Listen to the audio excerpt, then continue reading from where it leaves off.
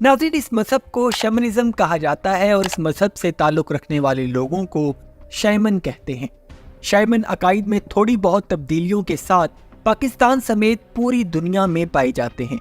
पाकिस्तान में इस मजहब को मानने वाले लोग यानी शैमन हुंजा और गिलगित बल्तिस्तान के मुख्तलिफ इलाकों में पाए जाते हैं।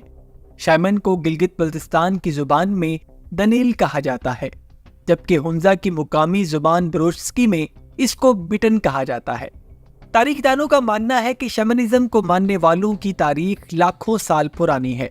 यह अकीदा कदीम तरीन मजहब बुद्ध मत से भी पहले का है और इस अकीदे और इसकी रसूमात ने अपने से बाद में आने वाले मज़हब पर अपनी छाप भी ज़रूर छोड़ी है।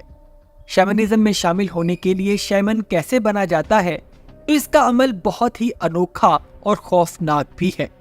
शैमनिज़्म को मानने वालों का कहना है कि हर कोई शख्स शैमन नहीं बन सकता।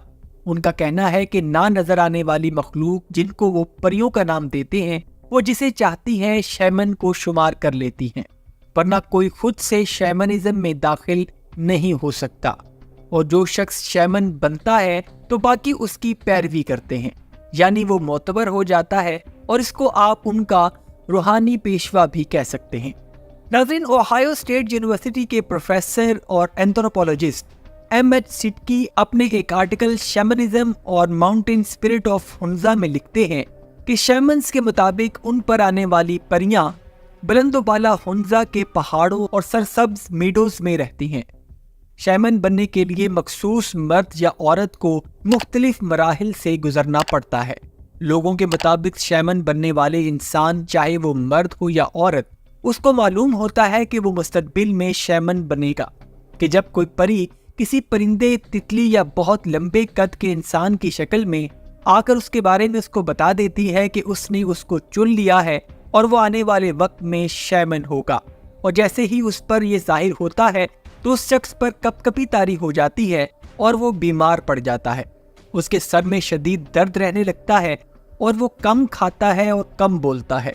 इस मरहले में अगर उस शख्स की फैमिली उसको शैमन ना बनने दे या फिर उसमें रुकावट पैदा करे तो वो परी उसको हलाक भी कर सकती है। नाज़रीन, शैमन पर आने वाली परियां कहाँ रहती हैं और कैसी होती हैं, ये वो सवाल है जो हर शख्स शैमन या उस मजहब से ताल्लुक़ रखने वाले लोगों से करता है। मुकामी लोगों के मुताबिक वो अक्सर इन पहाड़ों में परियों की आवाज़ें सुनते हैं और वो चरवाहे जो पहाड़ों में अपने जानवर चराते हैं वो उन परियों की मौजूदगी को बड़े अच्छे से महसूस करते हैं। अपने इलाके में परियां इंसानों और जानवरों को आने से रोकती हैं। अलबत्ता बकरियों को वो किसी हद तक पसंद करती हैं, लेकिन गाय को वो बिल्कुल भी पसंद नहीं करती। उनको गाय के गोबर से सख्त नफरत होती है और शैमन का अकीदा है कि जो परियों के हुक्म की खिलाफ वर्जी करता है, परियां भी उसको नुकसान पहुंचाती हैं।